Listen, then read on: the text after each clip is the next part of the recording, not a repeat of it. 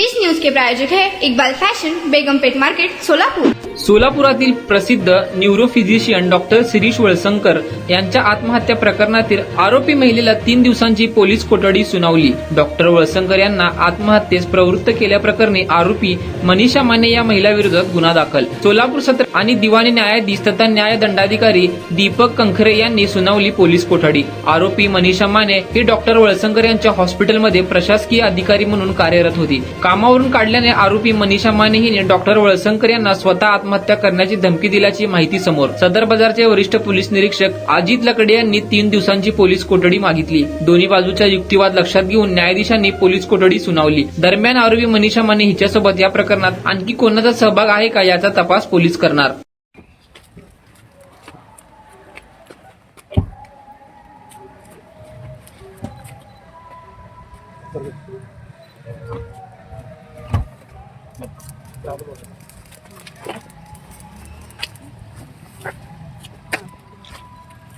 सामने बैठे हैं पुढे नहीं पीछे बैठो सामने बैठो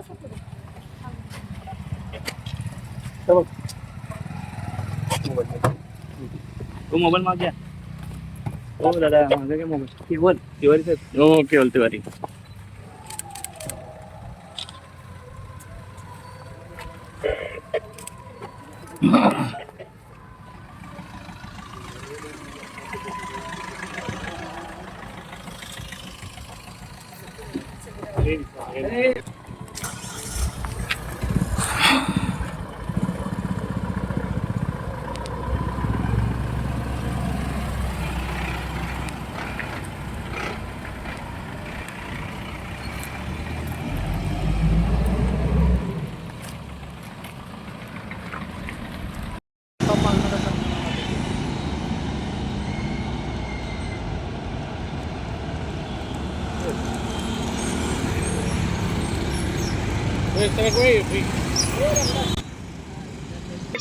याच्यामध्ये या जी मनीषा मुसळे माने त्यांना सोडा या ज्या आहेत या 2008 पासून वळसंकर हॉस्पिटलमध्ये नोकरीस आहेत। ते सध्या एओ म्हणून काम करतात आणि त्यांच्यावर असा आरोप केला गेला की 17/4ला तिने एक मेल पाठवला वळसंकर साहेबांना की तुमच्या हॉस्पिटलमध्ये मला पगार कपात होतोय, माझ्याबद्दल काही वाईट सांगितलं जातं आहे, माझी बदनामी होती वगैरे वगैरे असे काहीतरी तिच्यावर आरोप होत आहेत आणि ते कमी व्हावेत, नाहीतर मी आत्महत्या करेन अशी काहीतरी तिनं मेल पाठवला 17 तारखेला।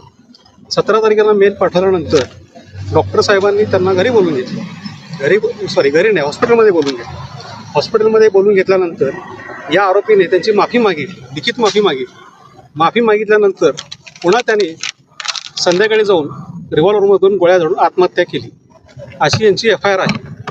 आज मनीषा मुसळे जे आहे त्यांना अरेस्ट करून पोलिसांनी न्यायालयासमोर हजर केले आणि हजर केल्यानंतर त्यांनी 8 ग्राउंड सांगितले पोलीस कस्टडीसाठी की बाबा या प्रकरणात डॉक्टर साहेब आहेत, ते प्रख्यात डॉक्टर होते आणि तपास करायचा आहे। ती चिठ्ठी जी आहे ती चिठ्ठी जप्त झालेली आहे, त्याच्या अनुषंगाने तपास करायचा आहे आणि हस्ताक्षर त्यांचा हस्ताक्षर नमुने घेऊन ते तपासाला पाठवायचे आहेत। मूळ प्रत जी हॉस्पिटलमध्ये फाडली, मेलची जी मूळ प्रत होती ते ज्यावेळेस तिला बोलवून घेतलं हॉस्पिटलमध्ये त्यावेळेस तिनं माफीनामा लिहून ती मूळ प्रत फाडली होती। मग ती मूळ प्रत जप्त करायची आहे आणि पुन्हा कशा प्रकारे त्रास दिला याच्याबद्दल तपास करायचा आहे, याकरता 3 दिवसाची पोलीस कोठडी मागितली होती। त्याच्यावर आम्ही आरोपीतर्फे युक्तिवाद करताना असा केला की हे डॉक्टर साहेब हे प्रख्यात मेंदूविकार तज्ज्ञ होते आणि अशा किरकोळ कारणामुळे की एखादा कर्मचारी येतो आणि तो सांगतो की माझी पगार कपात करू नका, अशा कारणामुळे एखाद्या प्रख्यात डॉक्टर आत्महत्या करणे शक्य नाही आहे। या प्रकरणात वस्तुस्थिती वेगळी आहे, पण ती वस्तुस्थिती बाहेर येऊ नये ही लपवण्याच्या कारणाकरता खोटी केस या आमच्या आशिरावर केलेली आहे असा आम्ही युक्तिवाद मांडला। आणि त्याच्यानंतर या प्रकरणात जी काही पोलीस रिमांडची कारणं दिलेली आहेत त्याच्यामध्ये एकही कारण त्यांच्या कस्टडीसाठी गरजेचं असं दिसून येत नाही आहे, कारण त्यांच्या म्हणण्याप्रमाणे चिठ्ठी जी आहे मेलवर पाठवलेली आहे ती मिळालेली आहे, ती चिठ्ठी टाईप्ड आहे, त्यामुळे हस्ताक्षराचा विषय येत नाही आहे आणि जी चिठ्ठी फाडली ती त्यांच्या दवाखान्यात फाडली, त्यामुळे एकही कारण नाही आहे की त्यांची कस्टडीची आवश्यकता आहे। परंतु या सगळ्या गोष्टीचा युक्तिवाद ऐकून न्यायालयाने सरकार पक्षाचा युक्तिवाद ऐकला, पोलिसांचा युक्तिवाद ऐकला। पोलिसांचं असं म्हणणं होतं की प्रकरण फार सेन्सिटिव्ह आहे आणि आम्हाला आज मिरवणूक असल्यामुळे तपास करता येणार नाही, त्यामुळे आम्हाला पोलीस कस्टडी द्यावी। या सगळ्या युक्तिवाद झाल्यानंतर न्यायालयाने त्याला 3 दिवसाची पोलीस कस्टडी सुनावलेली आहे। पण मग पुढे काय भूमिका असणार आहे? कारण आता आम्ही 23 तारखेला निश्चित ते परत पोलीस कस्टडी मागणार आहेत का न्यायालयीन कोठडी मागणार आहेत हे त्यावेळेस कळेल. आणि त्याच्यानंतर ज्यावेळेस न्यायालयीन कोठडी संपेल त्यावेळेस आम्ही जामिनासाठी अर्ज करू. आर्थिक गैरव्यवहाराचे काही आरोप आपल्या आशिलावरती करण्यात आलेले होते का? नाही तसा एकही आरोप त्यांचा नाही आहे. तसं FIR मध्ये सुद्धा नाही. आर्थिक गैरव्यवहाराचे आरोप एक सुद्धा नाही त्यांच्यावरती. त्यांच्यावर फक्त आरोप एवढाच आहे की त्यांनी 17 तारखेला एक मेल पाठवला आणि त्या मेलमध्ये त्यांनी डॉक्टर साहेबावर आरोप केले की बाबा माझी पगार कपात करू नका, मी फार जुनी कर्मचारी आहे.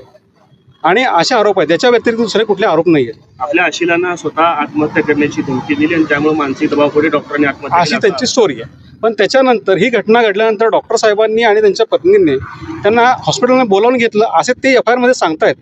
बोलावून घेतल्यानंतर या आरोपीने माफीसुद्धा मागितली आणि त्याच्यानंतर ही घटना घडली. त्याच्यामुळे जर ती माफी मागितली असेल आणि ज्या अर्थी तिला बोलावून घेतलं त्या अर्थी त्या कर्मचाऱ्यावर विश्वास असेल म्हणूनच बोलावून घेतलं असेल. अदरवाईज त्याला बोलायचं काय कारण होतं?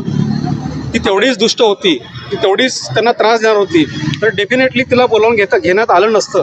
ते डायरेक्ट FIR केले असते. आपल्या आशिला कामावरनं काही कमी करण्यात आलं होतं का? काही नाही, फक्त पगार कपात, एक दिवसाची पगार कपात केली होती, एवढाच विषय. नाही, पण त्याच्यामध्ये त्या मानसकन्या होत्या असं देखील बोललं जातं. हो, 2008 पासून त्या त्यांच्याकडे नोकरीस होता. त्यांनी भरपूर म्हणजे चांगल्या पदावर त्यांना नेमलं होतं. त्याच्यामुळे जुने कर्मचारी असल्यामुळे त्यांना मानत असतील कदाचित. पण मग त्यांना कामावर त्यांचा जो पगार आहे तो कोणी कट केलेला होता, म्हणजे प्रशासन म्हणून? नाही, कल्पना आहे त्याची. माफी कशासाठी? मग तो आरोप केला, एवढी जुनी सहकारी आहात तुम्ही. काय आरोप केला? हा आरोप की माझा एक दिवसाचा पगार कपात का करताय तुम्ही, बाकी इतर कर्मचाऱ्यांचा का ऐकताय.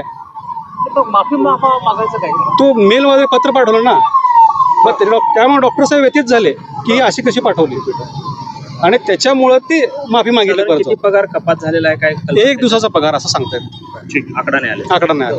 हेलो सोलापुरकर, इकबाल फैशन रमजान में आपके लिए लेकर आया है किड्स वेयर, गर्ल्स और बॉयज के लिए न्यू वैरायटीज और न्यू डिजाइन, वो भी एकदम आपके बजट में. कुर्ता, पठानी, पैंट, शर्ट्स और जैकेट्स. गर्ल्स के लिए special Heera Mandi design, palazzo, gowns, frocks और ladies wear dress material, Pakistani suits, gown, palazzo, sharara. तो ये ईद सेलिब्रेट करो इकबाल फैशन के साथ. हमारा पता Begumpet market, Solapur. Contact number 9422601266, 9423521266.